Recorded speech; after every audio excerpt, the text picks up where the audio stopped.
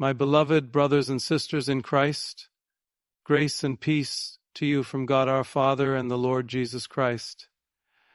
As we gather in this sacred moment, I invite you to let go of the weight you've been carrying today. Let your shoulders drop. Take a deep breath. You are in the presence of the one who loves you beyond measure. Our reading tonight comes from the Gospel according to Matthew 11:28-30. Come to me, all you who are weary and burdened, and I will give you rest. Take my yoke upon you and learn from me, for I am gentle and humble in heart, and you will find rest for your souls. For my yoke is easy, and my burden is light. These words of Jesus, spoken over 2,000 years ago, echo through time and reach us tonight. They are not locked away in dusty pages of history. They are alive. They are breathing. They are reaching into your weary heart, into your anxious mind, into your restless soul, reminding you that you do not have to carry everything alone. For my yoke is easy, and my burden is light. This is the gospel of the Lord. My dear friends, how many of you came here tonight carrying the weight of an impossible day? How many of you walked through those doors with hearts heavy, minds cluttered, and bodies exhausted? Perhaps some of you are carrying the pain of children who won't listen, the stress of bills that never seem to end, the frustration of bosses who demand the impossible, or the ache of bodies that are growing weaker with time. And maybe, just maybe, some of you are already thinking about what will greet you when you leave this place. The racing thoughts that keep you awake at night, the fears that circle your mind like a hamster running endlessly on a wheel, spinning through tomorrow's worries, today's failures, and yesterday's regrets. But hear me now. You are not alone. You are not forgotten. You are not invisible in your suffering. You are exactly the one Jesus had in mind when he first spoke these words. Come to me, all you who are weary and burdened, and I will give you rest. Notice, beloved, what Jesus does not say. He does not say, figure it out yourself. He does not say, try harder. He does not say, pull yourself up by your bootstraps. He says simply and powerfully, come to me. These are not words of suggestion. They are words of divine invitation. They are a summons from the one who calmed the storm with his voice, who called the dead back to life, who spoke the universe into being, and who conquered the grave. When this Jesus tells you to come, when he invites you to rest, what do you think happens when you actually accept? But here, my friends, is what so many of us have forgotten in our modern, restless world. Coming to Jesus is not just a Sunday morning activity. It is not reserved only for moments of crisis when our backs are against the wall and every other option has failed. Coming to Jesus is meant to be the very rhythm of our daily lives.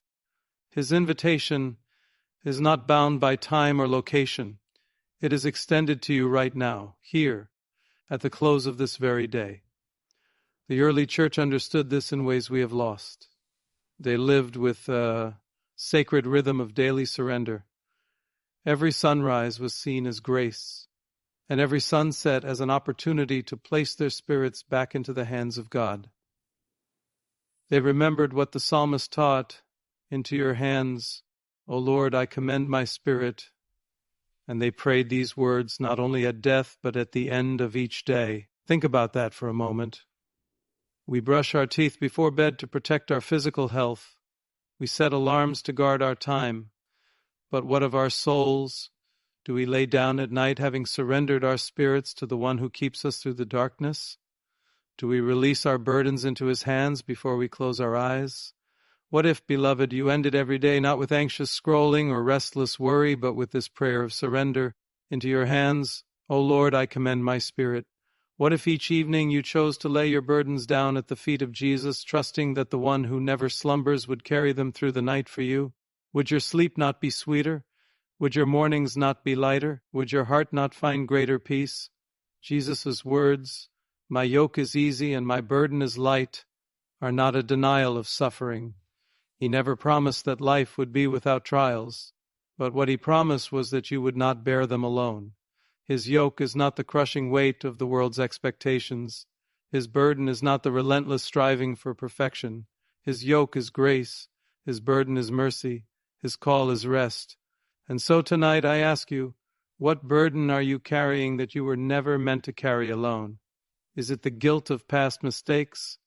Is it the fear of an uncertain future? Is it the relentless pressure to be strong when you feel weak?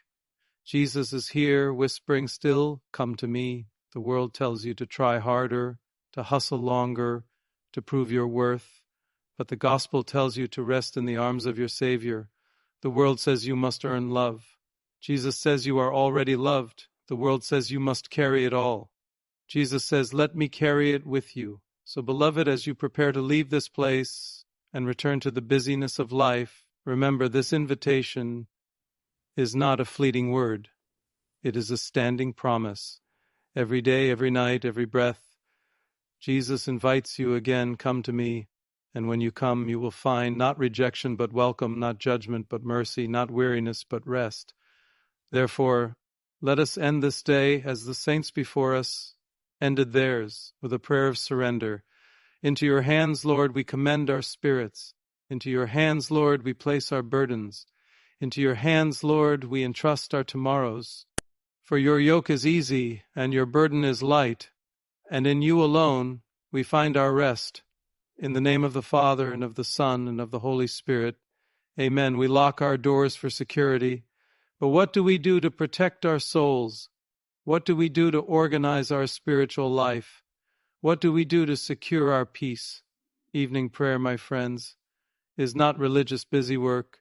It is spiritual hygiene. It is soul security. It is the daily practice of accepting Jesus' invitation to rest. Scripture and tradition teach us that authentic evening prayer follows three movements like a divine symphony. St. Paul tells us to give thanks in all circumstances. Notice he doesn't say give thanks for all circumstances. Nobody thanks God for cancer or divorce or unemployment. But in all circumstances, we can find traces of his presence. Even on your worst day, you woke up. Your heart beat 10 times without your permission. Someone, somewhere loved you. A child smiled, a bird sang. These are not accidents. They are love letters from heaven. The Apostle John reminds us, if we confess our sins, he is faithful and just to forgive us. But listen carefully. Confession isn't about making God feel better about you. God already loves you completely. Confession is about making you feel better about God. When you honestly name your failures before God, your impatience, your selfishness, your worry, you're not disappointing him. You're finally being honest about what he already knows. And in that honesty, healing begins. Jesus says his yoke is easy and his burden is light, but we insist on carrying yokes that don't belong to us. We carry tomorrow's problems, other people's responsibilities, outcomes we cannot control. Evening prayer is where we practice the most radical act of faith, letting go, placing our children in God's hands, placing our health in God's hands, placing our future in God's hands. But let me speak frankly about the enemies of evening prayer in our time. Your phone has become an idol. Your television has become a false comforter. Your endless scrolling has become a drug that promises peace but delivers anxiety. How can you hear God's gentle whisper when you're drowning in digital noise? How can you experience divine rest when you're addicted to artificial stimulation? I challenge you. 1 hour before sleep, turn off every screen, create sacred space, light a candle, pick up your Bible instead of your phone.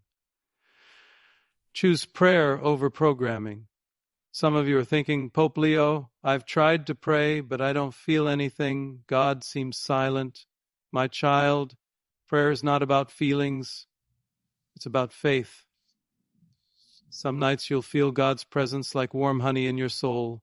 Other nights you'll feel nothing but emptiness. Both experiences are prayer. Both are acceptable to God. Show up anyway. Love isn't always feeling. Sometimes love is simply choosing to be present when presence is difficult. Others of you avoid evening prayer because you think you're too sinful, too broken, too far from God. Listen to me carefully. God is not keeping score of your failures. He's not waiting for you to get your act together before you can approach him. The thief dying next to Jesus had no time for lengthy spiritual disciplines. He simply said, "Remember me when you come into your kingdom." And Jesus promised him paradise that very day. Come as you are, broken, guilty, struggling, imperfect. That's exactly who Jesus came to save. Now let me give you a simple practical method for evening prayer that you can begin tonight. Step 1, sacred transition.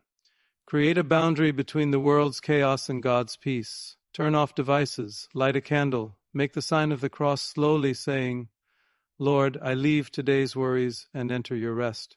Step 2, grateful recognition. Thank God for 3 specific blessings from your day. Be detailed. This isn't about being positive. It's about being honest about grace. Step 3, honest confession. Name your struggles honestly. Lord, I was impatient. I was fearful. I chose worry over trust. Then receive His mercy, but you love me anyway. Step 4, intercessory love. Pray for others, especially those you struggle to love. This breaks the power of resentment and releases divine grace. Step 5, future surrender. Place tomorrow's concerns in God's hands. I trust you with my family, my health, my work, my future. Step 6, peaceful rest. Ask for angelic protection and peaceful sleep, and with Jesus' words, into your hands I commend my spirit before I became Pope. I was an anxious man. I worried about everything. I carried everyone's problems on my shoulders. I thought that was love, but it was actually pride, believing I was responsible for outcomes only God controls. Evening prayer changed everything, not overnight, but gradually. I began sleeping better. I stopped obsessing over things I couldn't control. I started trusting God with the people I love most. This practice doesn't just change your nights, it transforms your entire life. You become a person who radiates peace instead of anxiety, hope instead of fear, love instead of worry. Some of you think you need to be good enough before you can pray. You tell yourself, I'll pray when I stop sinning so much. My dear child, that's like saying, I'll take a shower when I'm clean. God doesn't want your perfection. He wants your presence. Come to Him messy, broken, struggling. That's when His grace shines. Brightest parents, I see you. Kids screaming, dishes undone, laundry piling up. You think, I don't have time for prayer. But what if I told you that 5 minutes of evening prayer could give you more energy than an hour of scrolling through your worries? Include your children. Teach them to bless each other before sleep. Create family sacred space. Let them see you choosing prayer over panic for those whose minds race with endless what-ifs. Evening prayer becomes spiritual warfare. You're not just praying, you're choosing faith over fear, trust over control, peace over panic. Each night you practice surrender. You build spiritual muscle. Each time you place your worries in God's hands, you train your soul to rest in His sovereignty. I'm going to ask something difficult of you tonight. I want you to commit not just to trying evening prayer, but to 30 days of faithful practice. 30 days of turning off your phone 1 hour before bed. 30 days of honest conversation with God. 30 days of practicing the rest that Jesus offers. I promise you this. If you faithfully practice evening prayer for 30 days, you will become a different person. You'll handle stress differently. You'll love more freely. You'll sleep in supernatural peace. Don't do this alone. Find one other person of your spouse, a friend, a family member, and commit together. Share your experience. Encourage each other. Keep a simple journal. Write down 3 things. What you're grateful for, what you confessed, and how you slept. Watch God's faithfulness unfold on paper. But this practice offers something even greater than better sleep. It offers transformation of your very soul. When you end each day in God's presence, you begin to see your entire life differently. You'll start recognizing God's voice during the day. You'll make decisions from peace instead of panic. You'll love people with divine love instead of human effort. You'll become a conduit of heaven's peace in a chaotic world. And when your final evening comes, when you breathe your last breath on earth, you'll have practiced 1,000 times the words you'll speak. Then into your hands I commend my spirit. Let us pray together. Heavenly Father, you have invited us to cast all our anxieties on you because you care for us tonight. We accept that invitation. We place our weary hearts, our troubled minds, and our restless souls in your loving hands. Give us the grace to practice faithful evening prayer. Transform our nights from times of worry to moments of worship. Let your peace guard our hearts and minds in Christ Jesus. We ask this through Christ our Lord. May Almighty God bless you, the Father and the Son and the Holy Spirit. Go in peace, beloved children of God, to love and serve the Lord in the rest he provides.